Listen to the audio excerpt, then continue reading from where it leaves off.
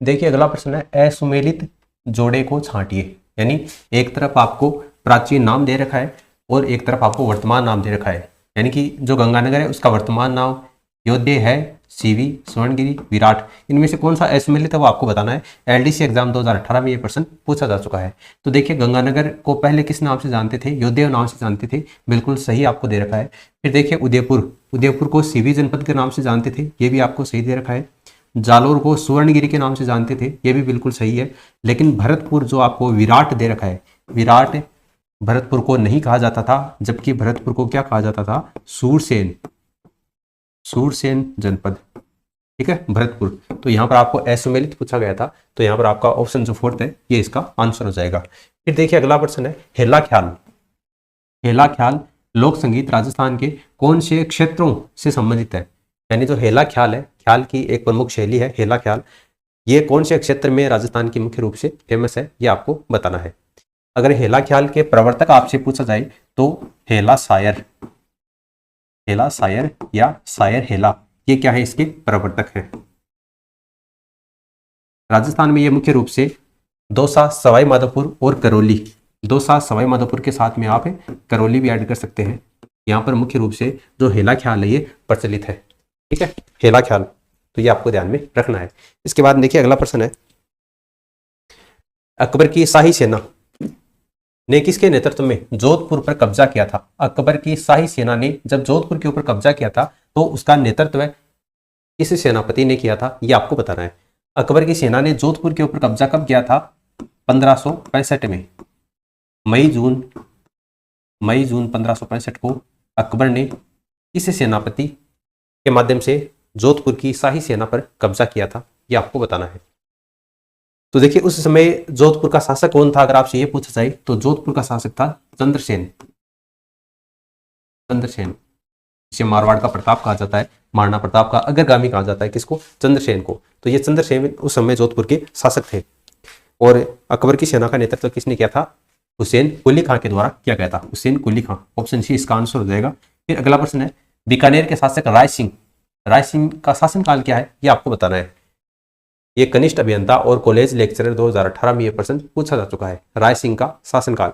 देखिए राय सिंह की उपाधि कौन सी थी, जब राय सिंह शासक बने थे तो महाराजा धीराज, महाराजा धीराज की उपाधि राय सिंह ने धारण की थी। ठीक है, बीकानेर के शासक थे। और बीकानेर के शासक थे, इसका मतलब बीकानेर में कौन सा प्रमुख दुर्ग है, जूनागढ़ का दुर्ग है, जूनागढ़ दुर्ग। तो जूनागढ़ दुर्ग का निर्माण करवाया था इसने, बीकानेर के शासक राय सिंह के द्वारा जूनागढ़ दुर्ग का निर्माण करवाया गया था। अब जूनागढ़ दुर्ग का निर्माण कब हुआ था, अगर आपको यह पता है तो इसका शासनकाल भी आपको पता चल जाएगा। इसके अलावा राय सिंह को राजपूताने का कर्ण कहा जाता है, राय सिंह को राजपूताने का कर्ण, राजपूताने का कर्ण किसने कहा था, राय सिंह को राजपूताने का कर्ण किसके द्वारा कहा गया था, मुंशी देवी प्रसाद के द्वारा, मुंशी देवी प्रसाद ने राय सिंह को राजपूताने का कर्ण कहा है। जबकि कलयुग का कर्ण किसे कहा गया है, आप कमेंट सेक्शन में कमेंट करके बताओ कि सभी कलयुग का कर्ण किस शासक को कहा गया है। और राय सिंह की मृत्यु पूछी जाए तो इनकी मृत्यु कहां पर हुई थी, बुरहानपुर में, बुरहानपुर में इनकी मृत्यु हुई थी। तो इनका शासनकाल कितना है आपका, 1574 से लेकर 1612 ईस्वी तक। ठीक है, फिर अगला प्रश्न देखिए, बीकानेर के शासक कर्ण सिंह किस मुगल सम्राट के समकालीन थे। यानी कौन से मुगल सम्राट के समकालीन था बीकानेर के शासक कर्ण सिंह, कर्ण सिंह के बारे में आपको बताना है। देखिए कर्ण सिंह का एक काफी फेमस ग्रंथ है साहित्य कल्पद्रुम, साहित्य कल्पद्रुम, एग्जाम में पूछा जाता है साहित्य कल्पद्रुम जो रचना है ये किसकी है, तो ये आपके बीकानेर के शासक कर्ण सिंह की है। इसके अलावा इनके दरबार में एक विद्वान थे गंगाधर मैथिल, गंगाधर मैथिल इसके दरबार से संबंधित है कर्ण सिंह,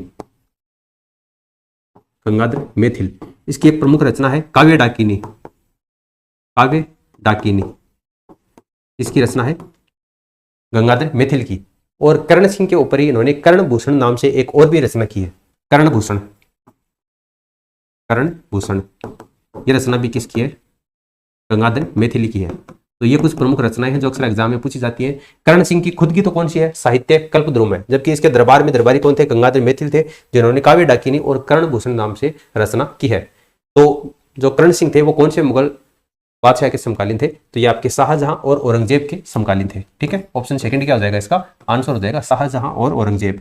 अगला प्रश्न देखिए, मुंडियारी ख्यात किस राजवंश से संबंधित है। मुंडियारी ख्यात के अंतर्गत कौन से राजवंश का वर्णन किया गया है, तो इसमें मारवाड़ के राठौड़ राजवंश का वर्णन किया गया है। मारवाड़ के राठौड़ राजवंश का वर्णन है। चिरवा शिलालेख, चिरवा शिलालेख किस राजवंश के शासकों का उल्लेख करता है। जिस तरीके से मुंडियारी ख्यात है उसमें मारवाड़ के राठौड़ वंश का वर्णन है, उसी तरीके से आपको बताना है चिरवा शिलालेख कौन से राजवंश के शासकों का वर्णन करता है। अगर आपको पूछा जाए कब का है ये चिरवा शिलालेख, तो ये 1273 ईस्वी का। ठीक है, चिरवा शिलालेख कहां से मिला है, 1273 में ये उदयपुर में मिला है। और अगर पूछा जाए इसमें कितने श्लोक हैं, तो 51 श्लोक है। कौन सी भाषा में है, तो संस्कृत भाषा में है। ठीक है, तो ये आपको चिरवा शिलालेख के बारे में ध्यान में रखनी है। और अगर इसका शिल्पी का नाम पूछा जाए तो देलहन इसके शिल्पी है। ठीक है, चिरवा शिलालेख इस राजवंश के शासकों का वर्णन करता है, तो ये मेवाड़ के गुहिल शासकों का वर्णन करता है चिरवा का शिलालेख। फिर देखिए अगला प्रश्न है, मानमोरी शिलालेख राजस्थान के किस क्षेत्र से संबंधित है। मानमोरी शिलालेख कौन से राजवंश से संबंधित है, मानमोरी शिलालेख। देखिए मानमोरी शिलालेख कहाँ पर ये रचा गया था, तो चित्तौड़गढ़ के अंतर्गत आपकी जो मानसरोवर झील है उसी के पास में एक स्तंभ के ऊपर ये मानमोरी शिलालेख की रचना की गई थी। तो ये आपका चित्तौड़गढ़ के अंतर्गत है। तो वर्तमान में तो हालांकि चित्तौड़गढ़ में नहीं है, कर्नल जेम्स टोड ने इसको समुद्र में फेंक दिया था। यानी आपको ऑप्शन जो चित्तौड़गढ़ है ये आपको इसका राइट आंसर होगा। फिर देखिए हालगुरु, हालगुरु मेवाड़ के किस शासक को कहा जाता है। अगर आपको हालगुरु पूछा जाए या दानगुरु पूछा जाए या फिर छापगुरु पूछा जाए या फिर रणरासो या फिर हिंदू सुल्तान, इसके अलावा अगर आपको पूछा जाए कि अभिनव भट्टाचार्य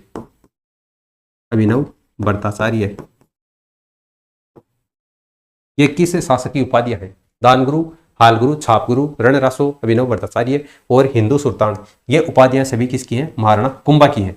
देखिए एक बात आपको ध्यान में रखनी है, हिंदू सुल्तान पूछा जाए तब तो क्या हो जाएगा, महाराणा कुंभा हो जाएगा। लेकिन अगर आपको हिंदूपत पूछा जाए, हिंदूपत, तब ये किसकी हो जाएगी, राणा सांगा की हो जाएगी।